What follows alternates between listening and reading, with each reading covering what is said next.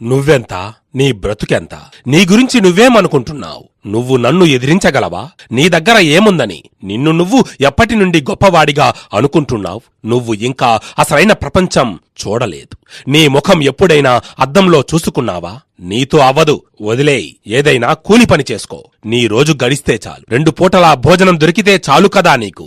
Luxury కారులో కూర్చునే స్థాయి నీకు లేదులే. నీకు తెలుసా నీవెవరో మిత్రమా?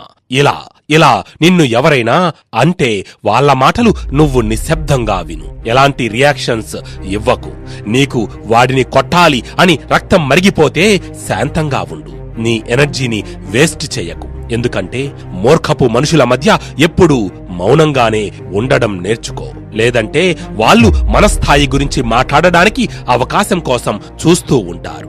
మనం వారికంటే 2 అడుగులు వెనకే ఉండొచ్చు. కానీ ఎవ్వరి మీద ఆధారపడి మనం బ్రతకడం లేదు కదా. కాని ఒక్కటి గుర్తుపెట్టుకో, నీ దగ్గర ఈరోజు ఏమీ లేదేమో, కాని ఏదో ఒకరోజు నీ తెలివితో, నీ కష్టపడే మనస్తత్వంతో అందరి నోర్లు మూసేలా చెయ్యొచ్చు. నీ విజయం నువ్వు ఎక్కడి నుండి వచ్చావో దాన్ని బట్టి ఉండదు. నువ్వు దానికోసం ఎంత కష్టపడ్డావో, అది సాధించడానికి ఎన్ని నిద్రలేని రాత్రులను నువ్వు చూశావో అది నీకు మాత్రమే తెలుసు. జీవితంలో సక్సెస్ కోసం, దాని వెనకాలే వచ్చే పేరు కోసం ఈరోజు నువ్వు కష్టపడాలి. కేవలం ఆలోచనలతో కాదు, దాన్ని ఆచరణతో నేడే ప్రారంభించు.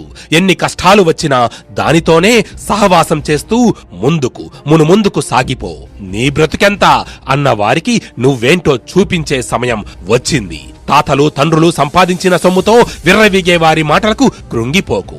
నీతో నువ్వు గట్టిగా అనుకో, నేటికంటే రేపు నేను ఇంకా ఎదుగుతాను అని. ప్రతి నిమిషం మనకు జీవితంలో ఏదో నేర్పించడానికి ప్రయత్నిస్తుంది. కాబట్టి కష్టం వస్తే కృంగిపోకు. దాని నుండి మనం ఏం నేర్చుకోగలం అనే విషయాన్ని గ్రహించు. విజయ బాట పట్టు.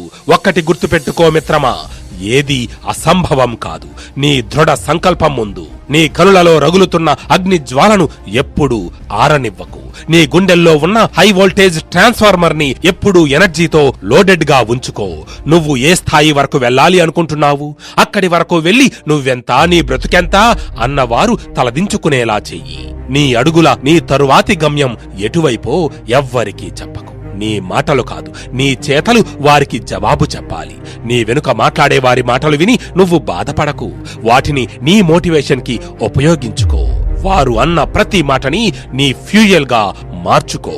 అవి నిన్ను కిందకు లాగడానికి కాదు, పైకి ఎదగడానికి మలచుకో. నీ పేరే ఒక బ్రాండ్లా మారిపోవాలి. నీ పేరుతోనే నీ పనులు జరిగిపోవాలి. అందరూ నిన్ను ఒక ఎగ్జాంపుల్ గా చూపించే స్థాయికి ఎదగాలి. నీ ఫోకస్, నీ కమిట్మెంట్ తో చూపించే ఈ ప్రపంచానికి నువ్వు ఏం చేయగలవో.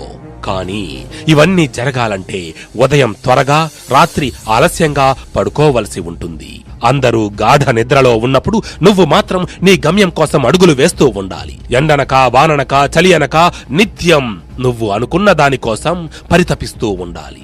ఎప్పుడైనా గివప్ చేయాలి అనిపించినప్పుడు, అసలు ఎందుకు నేను ఈ భూమి మీద పుట్టాను, నేను ఏం చేయలేనప్పుడు నేను బ్రతికి ఏం లాభం, నేను ఏం చేస్తే ఈ ప్రపంచమంతా నన్ను గుర్తిస్తుంది, ఇలా ఆలోచించు. నువ్వు నీ లక్ష్యం చేరే వరకు నీ చూపు, నీ మనసు ఆ లక్ష్యం మీద నుంచి పక్కదారి పట్టకూడదు. ఒకవేళ అలా జరిగితే నీ ఓటమి ఖాయం. మిత్రమా, ఈ సమాజం కూడా నిన్ను అడుగడుగునా హేళన చేస్తుంది, అవహేళన చేస్తుంది. ఇది నీ వల్ల కాదు, నువ్వు ఈ పని చెయ్యలేవు అని. అప్పుడే నువ్వు మనసులో నేను నా లక్ష్యాన్ని విజయవంతంగా చేరుకోగలను అని, ప్రతి ఒక్కరికి నేను ఇది చేయగలను అని జవాబు చెప్పుకుంటూ నీ సమయం వృధా చేయకు. నీ లక్ష్య సాధన కోసం నీ బుద్ధి బలాన్ని, మానసిక బలాన్ని ఎప్పుడూ పెంచుకుంటూ పో. లక్ష్య సాధనలో ఎన్ని అవకాశాలు వస్తే అన్నీ తీసుకోవడానికి సిద్ధంగా ఉండు. ఒకవేళ గెలుపు కాకుండా ఓటమి వస్తే కూడా తీసుకోవడానికి సిద్ధంగా ఉండు. ఓటమి నేర్పిన పాఠం నుండి గెలుపు కోసం మళ్లీ ప్రయత్నించు. ఓటమి తరువాత వచ్చే గెలుపు ఇంకా పవర్ఫుల్ గా ఉంటుంది. ఓటమి నుండి రిస్క్ తీసుకుని గెలుపు అనే రేస్లో ముందుకు వెళ్ళు. నీ విజయం వైపు వెళ్ళనివ్వకుండా చేసే ప్రతి ఒక్క పరిస్థితుల పైన నీ గెలుపు యుద్ధం చెయ్యి. నీ మనసుకు బానిసవ్వడం మానేయి. దాన్ని కంట్రోల్లో పెట్టుకోవడం నేర్చుకో. నిన్ను గొప్పవాడిగా మలుచుకునేందుకు మాత్రమే మనసును ఉపయోగించు. నిన్ను బలహీనపరిచేందుకు కాదు. దుఃఖం, బాధ, భయం ఇలాంటి మనసు అనే పంజరం నుంచి బయటకు వచ్చేసేయి. అప్పుడు నువ్వు కూడా ఒక విజేత కంటే తక్కువేం కాదు. నా దగ్గర టైం లేదు, ఇది ఉంటే నేను చేసేవాడిని, నా బ్రతుకే ఎంత అని ఇలా చెత్త మాటలు ఆపేసి నేడే ఈ క్షణమే మొదలుపెట్టు.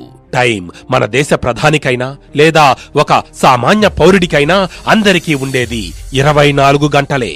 దాన్ని మనం ఎలా ఉపయోగించుకుంటాం అనేదే ఇక్కడ విషయం. కానీ ఇది నువ్వు అందరికంటే డిఫరెంట్ గా ఆలోచిస్తే మాత్రమే సాధ్యం.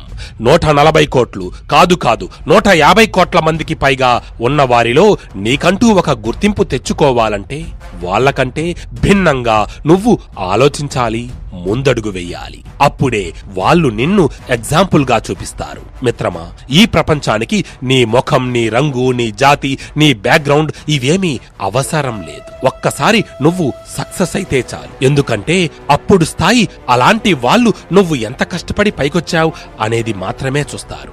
అప్పుడు ఇలాంటి చిన్న చిన్న విషయాలు పట్టించుకోరు కూడా. నువ్వు ఏదైతే మొదలు పెట్టావో అది పూర్తి చేయడం కూడా నేర్చుకో.